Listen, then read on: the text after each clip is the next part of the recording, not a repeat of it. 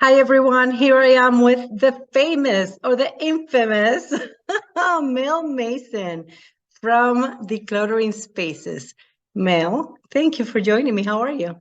Oh my God, thanks so much for having me, Rosa. I am absolutely fabulous. It's Well, another you're beautiful always day in the fabulous. desert. That's the best thing about you. So, I always talk to people and they're always saying, "Oh my God, my house is a mess. It's full of clutter." So, what do you say to people like that are always living in that kind of environment? Yeah, absolutely. So, the clutter that accumulates, it doesn't happen overnight. And people think they're these like quick fixes. It's like, oh my God, I just want someone to come in and clean it all up for me. Well, how many times have you cleared off a surface or reorganized your closet or got your car parked back in the garage again, only to have the clutter come right back, right? True, true. So, I mean, ultimately, the clutter is just a symptom, but when you're dealing with the physical clutter, you don't want to start like and go all Marie Kondo and like pull everything out and throw it on your bed or pull everything out in the driveway. You want to start small because how did it accumulate? A few things a day over years and years and years started to pile up. Like all of these things that you just avoided and didn't want to look at and didn't want to deal with accumulated little by little. And so that's the same way it goes away. It doesn't happen overnight. It's not like the show Hoarders where they just come in Right. and you decide about everything you own in 4 days. What people don't realize is that's actually more detrimental to you. And what will happen is because it happens so fast, you will wind up having not only have the clutter come back, but it'll come back worse because you've been re-traumatized. That's interesting. Um, how do you declutter a home without feeling overwhelmed? I hear that Yeah. a lot.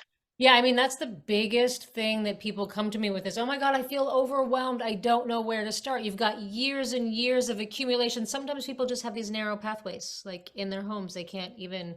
I have a couple clients right now. They literally have to give each other the right of way to get to different rooms in the Oh my house gosh. because there's these narrow pathways and stuff is everywhere. And, like I was just saying, it has to start small. So I have a practice of dealing with 1 square foot at a time, like Okay. one little square foot area, address what's in the square foot.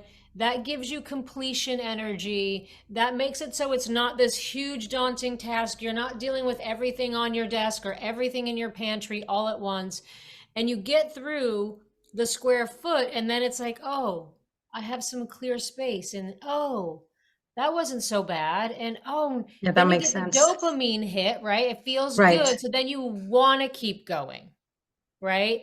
But here's the way that I work. So it makes sense to, prioritize first the areas that are most important for you. What's going to give you the most bang for your buck? What's going to feel the best? Some people it's their bedroom, some people it's the kitchen, some people it's the entry when they walk in the door. It's really up to you what feels the best for you, but Hmm. also start somewhere where it's not hard for you to make decisions about. So don't start with all the sentimental items, or if you're really attached to clothes, don't start with your closet. Start with what's easy and complete one room before you move on to the next so that Got you it. see the step by step progress. And so when you're addressing a room, the way that I like to work to get the most bang for the buck and to get see the most progress is to start with everything on the floor. There's usually stuff on the floor that doesn't belong on the floor, whether it's loose stuff or boxes of stuff. Clear the floor first, and that's going to give you this open space when you walk in. Then it'll also give you a surface to work on. You can sit your butt on the floor in that nice clear space to work on the rest of it. Then deal with all the visible surfaces, desks, dressers, sideboards, shelving units that are open. Then deal with what's behind the doors and in the drawers. And so by doing it systematically like that, the floor, then the surfaces, then what's in the doors and drawers, you're getting the most bang for your buck. You're seeing the most visible progress, and you're doing it 1 square foot at a time. And you're not doing 1 square foot in this room and then going to another room and then going to Got another room it. where you're not going to get to see your progress, and then you'll get discouraged. True. That makes a lot of sense. Yeah. So, how do I know I have too much junk in my house? Well, let's not call it junk. Let's not judge it. Let's not label it. Here's the deal. Clutter, my definition of clutter is ultimately anything that you have that you're hanging on to for someday that you're not using. Right. Because here's the thing that people don't realize. Science has already proven that everything is energy. So I'm not going to get all woo woo on you, but everything is energy. Everything is vibrating, right? Nothing is solid. We think it is, but it's not. And every item is made with a purpose, meaning clothes meant to be worn, books meant to be read, crafting supplies meant to be used, right? Or food meant to be eaten. Right. So if you're hanging on to it for someday, but you're not using it, you're stifling its purpose. And what that does is that literally is like putting a dam up to the universe saying, I got enough. I'm not open to receive anything else. And if you look at it this way, if you're hanging on, are your hands opened or closed? They're closed. Right? So how can you receive the abundance that is your birthright if your hands are closed? Yep.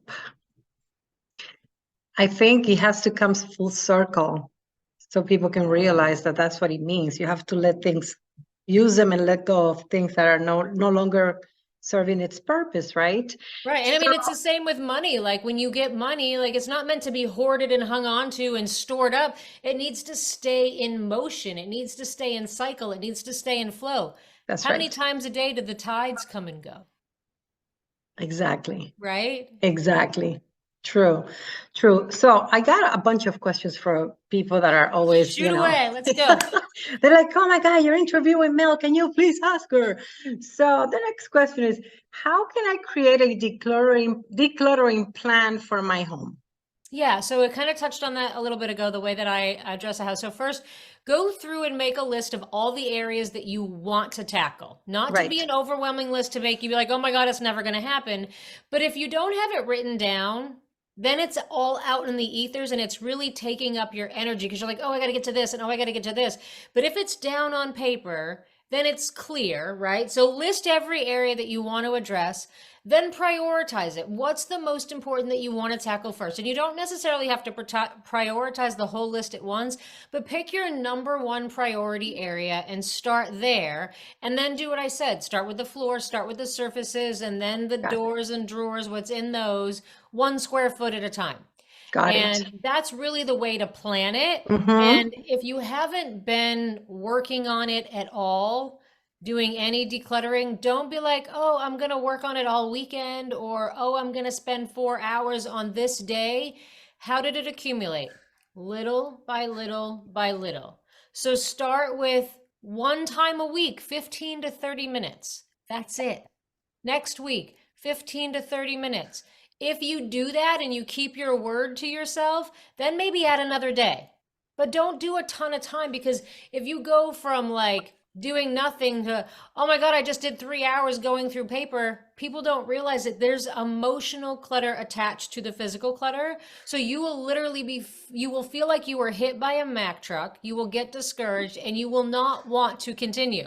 But if you do it in baby chunks, little by little, like it accumulated, you're gonna feel good about it. You're gonna be motivated about it, and you're gonna want to keep going. Because if you have years and years and years and years of clutter, I mean, a lot of my clients have 40 plus years of accumulation.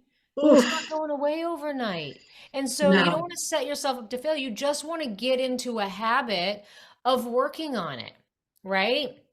Doing it little by little. But here's the other thing that people don't realize. There's what I differentiate. There's the past accumulated clutter, and then there's daily maintenance tasks. A lot of my clients have struggled with daily maintenance, keeping up with the dishes, the incoming mail, email, cleaning the house, doing the laundry, making your bed. Some people have hygiene issues and don't shower every day. So daily maintenance gets to happen first. If you're not on top of all the daily maintenance, it's pointless to spend your energy dealing with the past clutter, because you're going to just keep having an accumulation of dishes, an accumulation of laundry, an accumulation of email, and you're never going to feel like you're getting anywhere. So that answered the question of how do I know when I decluttered my home enough? So tackle those little items So first, it's really right? personal preference. So, on one end of the extreme is the extreme hoarding with filth and trash and everything everywhere. On the other end of the extreme is the extreme OCD person where nothing can be out of order, don't move anything, don't have a crumb anywhere, like everything has to be precise, right? Those are opposite ends of the same pole, and there's a middle ground called your clutter sweet spot. And it's really personal preference. Some people like to be surrounded by tchotchkes and knickknacks and all of that stuff. That's true. I hate dusting. I'm not going to have a bunch of knickknacks around. It's just not going to happen. Nope. Right? That's my personal preference. And here's the other thing is that being surrounded by stuff is a protection mechanism. It makes us feel safe, whether it's stuff or weight on the body or whatever the manifestation is. It's a way to protect yourself and keep yourself safe. So the safer you feel with yourself, the less stuff you want to be surrounded with. Got it. Good stuff. I love it. Oh, this is going to be good. So, what are some tips for packing and organizing my home for decluttering? Give me For some tips. decluttering or for moving? For For packing? decluttering. I mean, sometimes you have to pack stuff and put it away, or you prefer it to be packed up and shipped out. If you're not using it and you put it in a box and you shove it away, that's clutter. If you're not using it, let it go so somebody else can use it. Here's the Good thing is point. that the universe is abundant, right? Right. So Yes. when we hang on to things, it's because we are afraid that we might need it someday and we won't be provided for. Here's the Right. thing is that everything you ever need will always be provided for you. So in 2021, I totaled my truck. I crashed it on the 74. And afterwards, what's the first thing the clutter expert does? Gets rid of the maintenance file. I don't have the truck. I don't need it anymore, right? So I get rid of it. I'm on the phone with my insurance company. Oh, it really sucks. I just put new tires and a new alternator in there. They're like, oh, just upload the receipts for the work and that'll help with the value of what you get back. And I'm like, oh, well, isn't that interesting? They're in the recycle bin and they're gone now. I can't get them back. So here's what happened. I called my mechanic, and within 30 minutes, every receipt for the entire year that I could upload. Amen to that. Right? So Yep. we will always be taken care of. And if I've let go of books that I wanted to read again, I had the money to buy them. Right? If I'm not using it, I'm stifling its purpose. So let it go. Let somebody else have it. Let somebody else get use out of it. And if I want it again, I'll buy it again. Because the universe is abundant and we need to keep the energy moving. 100% in agreement with you. So don't pack anything up that you're not using unless you're packing it up to take it to your local I'm bringing you home with nonprofit. me. I'm bringing you home with me and putting you in a closet that I have of the boxes that I haven't unpacked since I moved. Well, I got a Valentine's special going on right now. Extra 5% off 10 hours or more. So, Mel, I have a bunch of people that could definitely use your help. Tell me or tell them, how do they get in touch with you? And then I can go on my website, but I want them to hear it from you. Yeah, so you can call me 619-602-3725. That's the easiest way. Or you can email me at info@decluttering-spaces.com. And just a gift for all of your listeners today, I wrote a book and I don't want people to buy it because that's clutter. So I give the whole book away for free. Oh, that's great. Freedom from Clutter, the guaranteed foolproof step-by-step process to remove the stuff that's weighing you down. And your listeners can download it at freegiftfrommel.com. Love it, love it, love it. It's always a pleasure seeing you. Likewise. Always a pleasure talking to you. Yes, thank you so much for having me. This is great. Of course, anytime we will do it again for sure. We have a second step on this one, and I'll tell you the progress of the closet. Yeah, absolutely. Yeah, and for your listeners, if they listen within, by the end of February, I have a Valentine's Day special going on for the end of the month, so an extra 5% off 10 hours or more. So. Oh, perfect. Thank you. Thank you. This is wonderful. You are wonderful. You are wonderful. You spot it, you got it, love. Thank you, sweetheart. Have a wonderful day. You too. Bye.